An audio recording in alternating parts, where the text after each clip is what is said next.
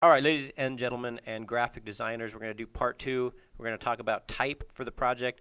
All right, so the first thing you want to do is find and use a font. And so we want to download a font from dafont.com. So let's check this out. So what you're going to do is you're going to go to www.dafont.com. You're going to search around for themes, new fonts, whatever, type some stuff. And you're going to find a font. So I'm going to go to, for me, I'm going to go to top and just see what the best one is. And I'm going to go with, I don't know, what's going to look good. Let's go to number 2. Let's see if we can find something. I like that one. Not going to use it. I like this one. So I'm going to go ahead and hit download on that. And actually what I'm going to do instead is I'm going to right click and I'm going to say save link as. I'm going to go to my folder with my name on it. I'm going to go down to Creative Computers. I'm going to go into the folder called Raster Design Photoshop Sticker Project. If you didn't make so, I'm going to make a new folder, click Sticker Assets, and then I'm going to go ahead and save it in there. Okay, and hit save. And then what you do then, and the reason you save it in there is because when you go to the other computer to cut some stuff out on the laser cutter, you want that font to be there. So when you double click on it, it's going to open here. You want to find the thing that says OTF or TTF, that stands for True Type Font. So you double click on it, this thing will open up. You're going to install it, and say yes, whatever. Okay, so now you can use this font called Blacklisted in Photoshop. All right. So what we're going to do now is we're going to go to our project, our sticker project, and we're going to use that font. So there's a couple ways that you can use it. One way that you can use it is, well, let's see what's on the PowerPoint here. Okay, so the next thing we want to do is type on a path. So let's jump back over here and we're going to figure out how to type on a path. So the first way to do it is to make a path. So you can make a path with basic shapes, or you can, just like in Illustrator, you can go to our pen tool. So what you could do is you could go to the pen tool. You want to make sure that this thing says you're on paths. There's other things you can do. So anyway, so you can make your path, and then you can go to the type tool. There's no specific tool. You just go to the tool and then you click on it. You want to make sure, by the way, that you have the right font and color. So we're going to choose Blacklisted. So we're going to see if we can find Blacklisted in this list.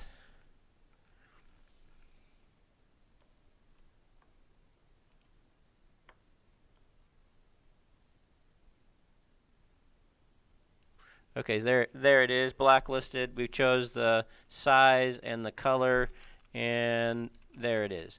Okay, so you can, in Photoshop, you can type on a path, although I don't think that particularly looks great for this thing. So the next thing we're going to do is the point type versus the area type. Okay, so for point type, that's super easy. You just come over here. Do you want to type horizontal or vertical? And then you just click. Maybe I'm going to make a new layer over here. Nope.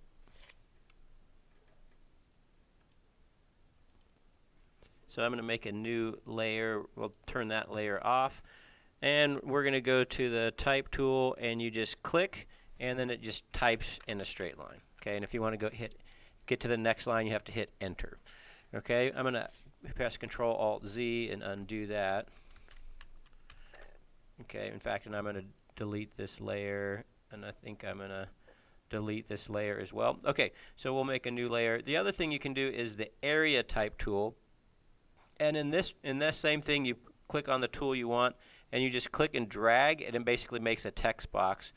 And then so when you start typing, it automatically goes down. So there's the two ways to do it. You can do the point and the area type. Okay? All right, so be sure to write this down. We just learned about point type versus area type. Make sure you write this down in your notes. We're going to continue on with our Photoshop notes, so add that to your notebook. And now that you have that written down, we're going to talk about the type mask tool. So the type mask tool, so basically on this, what we're going to do is we're going to place another picture. So we're going to add a layer. We're going to go File. Not that. We're going to go File, and we're going to go to Place, and we're going to choose a picture. Let's go with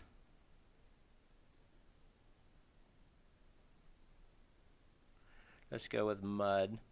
Okay, so we have this picture of mud, and then I'm going to go to my tool, my text tool. I'm going to have to hit place. I'm going to go to my text tool, and I'm going to choose the type mask.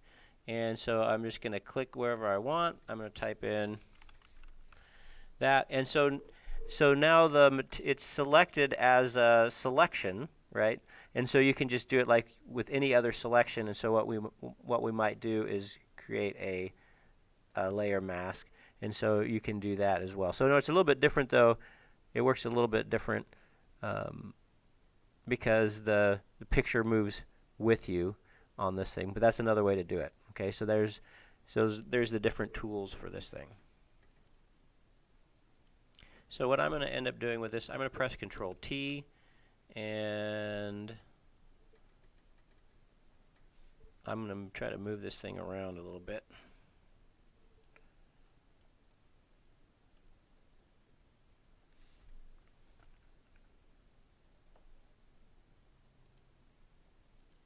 And to finish the transform, I'm going to hit Enter, and then I'm going to press Control T, and let's see if I can rotate this thing around.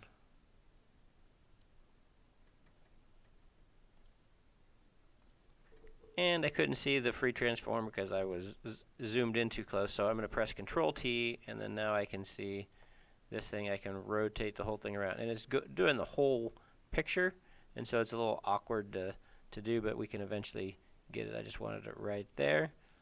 All right, so that is what we're going to do for fonts today.